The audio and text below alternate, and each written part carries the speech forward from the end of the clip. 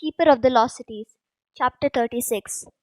A high pitched screech, like tires squealing across pavement, mixed with hundreds of shrieking girls, jolted Sophie out of her dreams. She threw on work clothes and rushed outside to see if Grady and Adeline needed her help. It was still dark, but once her eyes adjusted, Sophie could see an eagle sized golden pterodactyl trying to escape the leash Grady held. It somersaulted in the sky, dragging Grady like dead weight, while Adeline and the gnomes tried to calm the nearby animals. Screech! Sophie covered her ears. How can I help? She shouted to Grady. You shouldn't be up. Go back to bed, Sophie. We don't need any help. Grady wrapped the leash around his legs for extra stability and then yanked the cords, trying to rein the creature in. The beast fought back, using speed and momentum to pull Grady over as it gained headway. Screech! Kinda looked like he needed help. Sophie stared at the pterodactyl, trying to figure out what to do. Two enormous golden eyes locked with hers, and as she held its gaze, an image filled her mind. Fire! Sophie wasn't sure how she knew what to do. She raced for the shed, grabbing the alchemy torch Adeline used when she made solutions for the animals, and raced back outside. A pile of dried umber leaves sat in the middle of the pasture, waiting to be disappeared to the animals for breakfast. Sophie ran straight for it and lit the mound before she could change her mind. What are you doing? Adeline screamed as Sophie jumped back from the enormous blue flames that smelled uncannily like fried chicken. Someone get some quick snuff. Just wait a second, Sophie said, pointing to the pterodactyl which had quieted down. I know what I'm doing. She really hoped that was true. The creature circled once, then dived nose first into the blaze. Sophie couldn't help shrieking as the fire engulfed its golden body. But the pterodactyl flapped its wings in the flame like a bird in bird bath. Sophie had to back away to avoid the flying sparks. What on earth were you thinking? Adeline demanded, jerking Sophie farther away from the fire. What would possess you to do that? It was cold. Sophie pointed to the pterodactyl still playing in the flames. Cold? Grady asked, joining them. He was covered in bits of grass and mud. Yeah, Sophie told him. She needed fire. Grady stared at Sophie, then at the creature. I think you're right. I bet this is a Flaridon. They have fire resistant fur, and they have to be around flames or they'll freeze to death. It's why they're so rare. But how did you know that? I'm not sure, but I think she tried to replay the moment. It wasn't a triggered memory. She had been worried about that at first. It was more like, I think I read its mind. Is that possible? Grady ran his hand across his face. I don't know. I've never heard of anyone reading an animal's mind before. Who cares? Adeline interrupted, her voice an octave higher than normal. You could have been burned. You could have been killed. And you're supposed to be in bed, resting from your last brush with death. Sophie backed a step away from the wild eyed Adeline. I was just trying to help. We don't need your help, Sophie. We need you inside, where it's safe. Now go. She pointed to the house. Sophie glanced at Grady, hoping he had defend her. She did solve the problem, after all, but Grady was too busy holding a trembling Adeline. That's when it hit her. Fire, death, Jolie. I'm I'm sorry, Sophie stammered, not sure what to say. I didn't mean to worry you.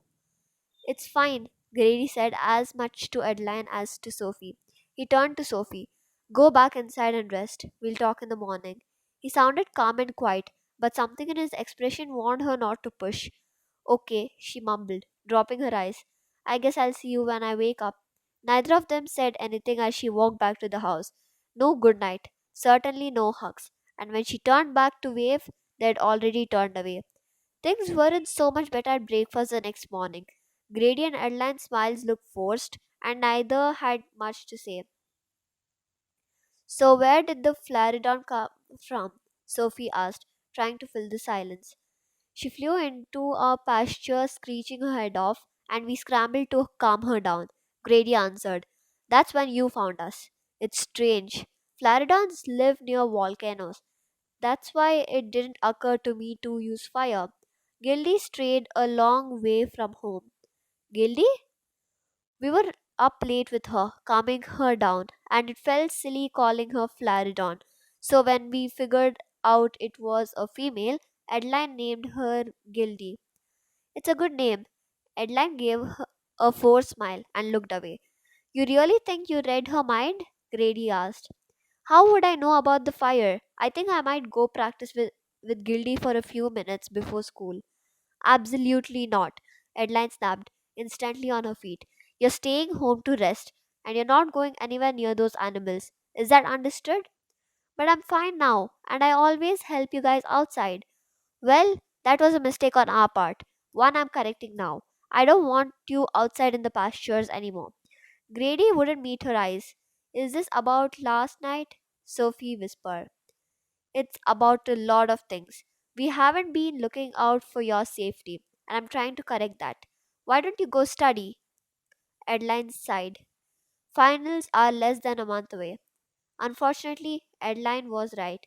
Sophie spent the rest of the weekend trying to wade through the horrible fire catching book Sir Conley had assigned her to read the day of the Quintessence debacle.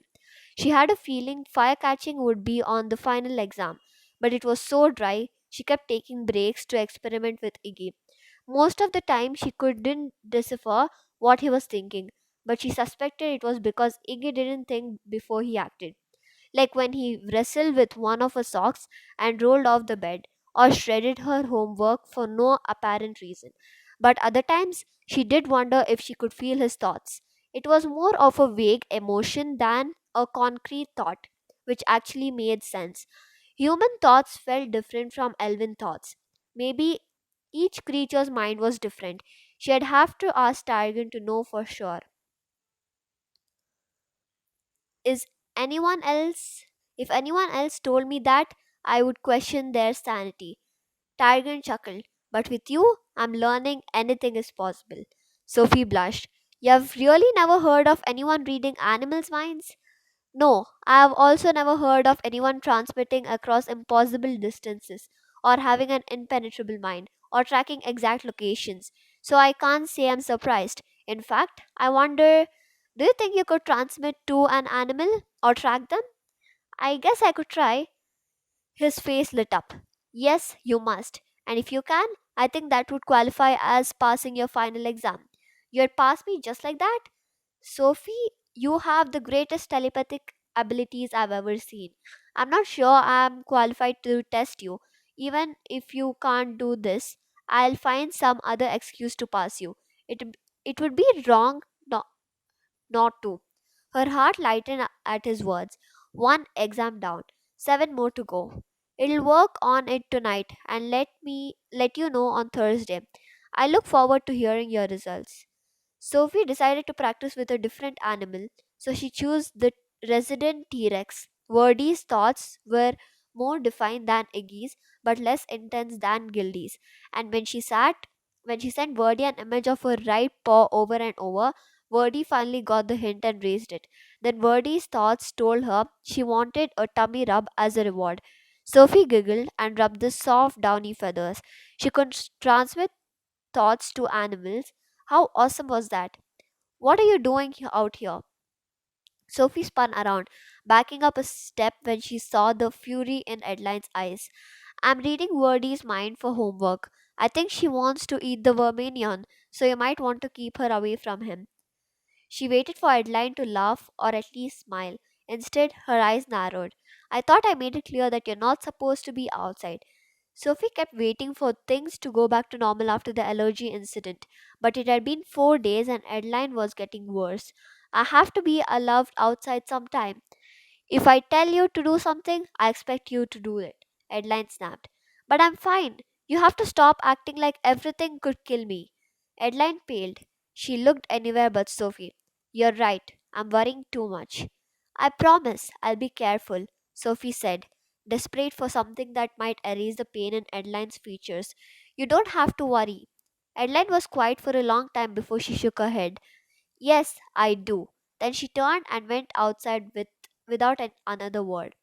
Adeline didn't join them for dinner. Sophie tried to ask Grady about it, tried to apologize, but he just told her not to worry and stared out the window. Loud pounding on the front door broke the silence between them. Sophie answered the door, and out of breath, Alden raced in.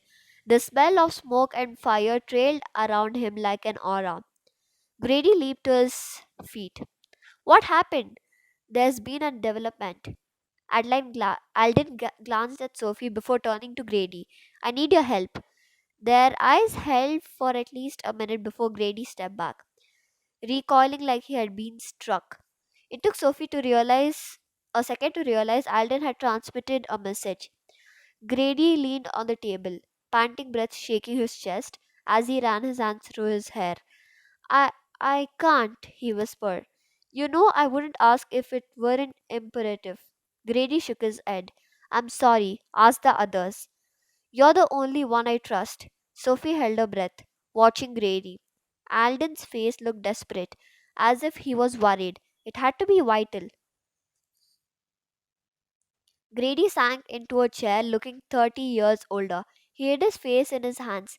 I'm sorry, I can't. Allen closed his eyes, listening to Grady's thoughts. Transmitting another plea?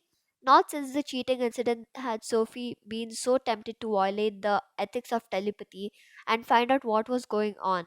But if Alden somehow caught her, Braun could use it to have her exiled. Would he catch her? She could probably sneak in without him knowing, but what would she do with the information? If she said or did anything about it, he'd know how she found out. It wasn't worth the risk. Alden let out a full body sigh. I'll have to find another way then. Excuse me. He nodded to Sophie as he turned to leave. Wait. It took her a second to realize the voices was hers. She cleared her throat as Alden faced up. What's going on? Alden opened his mouth, but Grady cut him off. Go to bed, Sophie. But go to bed now. She had never heard Grady so angry. Even Alden took a step back. She blinked, her eyes burning with hurt and humiliation, and fled to her room. Grady and Adeline weren't home when Sophie came down for breakfast. They left a note on the table for her. Gone out. No good morning, no love, Grady and Adeline. She tried not to let it bother her, but it did. They were still gone when she got home from school. As much as she wanted to practice telepathy with Verdi or Gildy, she stayed inside and studied. She was determined to do what she could to cooperate. At sunset, the gnomes shared some of their dinner, and she ate alone in her room, wondering if she should worry. When the stars came out, she decided it was time to call Alden. Before she could, the front door slammed. She raced down the hall, freezing when she heard hushed conversation. She peered out. She peered over the railing, catching a partial view of Grady and Adeline. It was the right decision, Grady told Adeline, sweeping the hair off her face as he pulled her closer. Muffled sobs drifted up the stairs. It's best for everyone. Alden will find someone else. Adeline cried harder, and Grady cleared his throat. Come on, I'll take you upstairs. Sophie barely had enough time to sneak back to her room. She crouched by Iggy's cage and rubbed his cheek through the bars as Grady peeked his head through the door. Oh, you're awake. I wanted to make sure you got home safe before I went to bed. Gil twisted his handsome features. Sorry, didn't mean to worry you. It's okay. Where were you? On an errand. She stared at her hands. Did it have something to do with Alden's visit last night? That's none of your business. You should go to bed. It's getting late. She didn't want to upset him, but she needed to know. Something bad is happening, isn't it? Grady's sighed echoed through the silence. It's nothing you need to worry about, okay?